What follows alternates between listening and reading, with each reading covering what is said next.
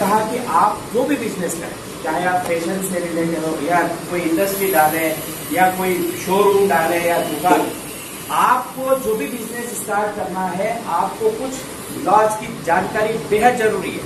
बिना कानून की जानकारी के आप अधूरे बिजनेसमैन हैं, ये मान के चलिए। आप सही स्टार्टअप नहीं ले सकते, और अगर लिया भी तो आप बहुत सारे कानूनी पेचीदगियों में पड़ेंगे और उलझेंगे, और कई बिजनेस जो है वो इसलिए भी जो है लोगों के लिए घातक हो जाते हैं कि उसमें बहुत सारे रूल्स एंड रेगुलेशंस का फॉलो नहीं किया। एक बात बताएं, आपको मान लो कंपनी खोलना, तो अगर आपको कंपनी खोलना है तो आपको उससे रिलेटेड लॉ की जानकारी बेहद जरूरी है कि कंपनी लॉ क्या है, कंपनी क्या होती है, कहाँ पे रजिस्ट्रेशन होगा, प्राइवेट लिमिटेड कंपनी क्या है, पब्लिक लिमिटेड कंपनी क्या है, कमर्शियल टैक्स जीएसटी क्या है, कैसे लगेगा, कब हम इसके दायरे में आएंगे, हमको क्या उसका तैयारी रखना चाहिए, इनकम टैक्स क्या है, इनकम टैक्स एक्ट के कौन कौन से प्रोविजन है, वो बिजनेसमैन के लिए बेहद जरूरी है।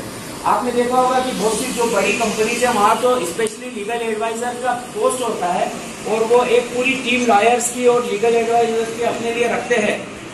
क्यों?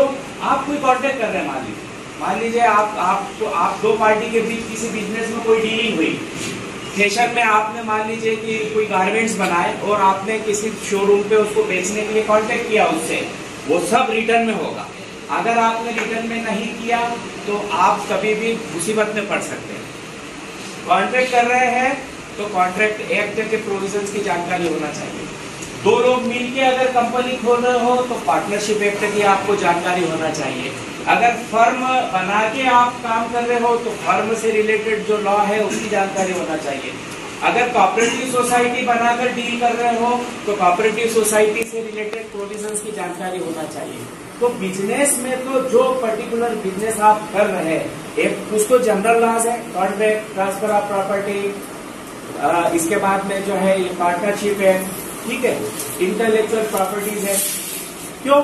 मान लीजिए आपने कोई नाम रखा अपनी कंपनी का और वो ऑलरेडी किसी कंपनी का पहले से ही है, तो यहीं पे पहली शुरुआत ही आपकी खराब हो गई। वो बोलेगा इन्होंने इंक्रीज कर दिया मेरे राइट का, मेरे पास रजिस्टर्ड है ये नाम कोई और नहीं रख सकता, और पहले ही झटका आपको लगेगा कि वो आपका नहीं होगा। पहली बात तो रजिस्ट्रेशन ही मुश्किल है, और अगर आपने कहीं बिना रजिस्ट्रेशन के उस पर्टिकुलर नाम से बिजनेस खोल लिया तो आप तो अपराधी की श्रेणी में भी आ जाएंगे, है ना। अब जैसे रिलायंस इंडस्ट्री चल रही है, हमको रिलायंस नाम बड़ा अच्छा लगा, हमने भी अपने प्रोडक्ट का रिलायंस के नाम से स्टार्ट कर दिया। ऐसा नहीं किया जा सकता। कुछ है उसमें जो है वो शर्तें होती है, कुछ रोक होती है, वो तमाम चीजों का आपको ध्यान रखना बेहद जरूरी है। तो बिजनेस के दृष्टिकोण से भी जो है, अगर आप आगे चल के कुछ भी करना चाहेंगे, आपको मेरी एडवाइस भी है, ये तो लीगल अवेयरनेस क्या बल्कि एक एडवाइस मैं आपको देना चाहूंगा कि जो भी बिजनेस आप डाल रहे हो, हर चीज के रूल्स एंड रेगुलेशंस है। आपको मालूम है, आप कोई ऐसा कारखाना मान लीजिए डाल रहे हो जो थोड़ा सा हैजार्डस सब्सटेंस जहां निकल सकते हैं, जहां पे जैसे आग है या विस्फोट होने का खतरा है, आपके पास में रूल्स लागू हो जाए। आप किसी भी जो है ऐसी लोकेलिटी में नहीं डाल सकते जो जिसको कहते जो निवासी है, जहाँ पे लोग निवास करते। पुराने जो डाला हुआ है ठीक है, आपको पहली बात तो परमिशन ही नहीं मिलेगी ऐसा कोई भी कारखाना या ये डालने के लिए, आपको पता होना चाहिए। फिर अगर मान लीजिए कि आपने कोई बिजनेस स्टार्ट किया और आप स्टार्ट करने के लिए आपको जो लीगल नेसेसिटी है वो आपने पूरी नहीं की, तो आप मानिए कि 2-3 महीने बाद ये पहले वो होते थे सेल टैक्स वाले, और ये आपके घर पे जो है वो आएंगे या आपके बिजनेस प्लेस पर आएंगे और जो भी आपके खिलाफ कार्रवाई हो सकती है वो करेंगे। तो इसके लिए भी आप लोगों की तो दोहरा दायित्व है, एक सामान्य नागरिक की हैसियत से तो है ही है, उसके साथ ही साथ अगर हम बिजनेस की लाइन में जाना चाहते हैं तो उस दृष्टिकोण से भी कानून का बड़ा महत्व है।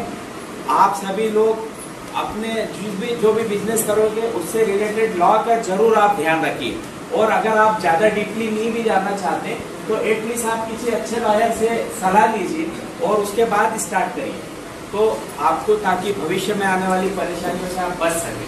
ठीक है। तो थैंक यू सो मच। अब ये तो वो था जो हमको लगता था कि हम आपसे बताना चाहिए आपसे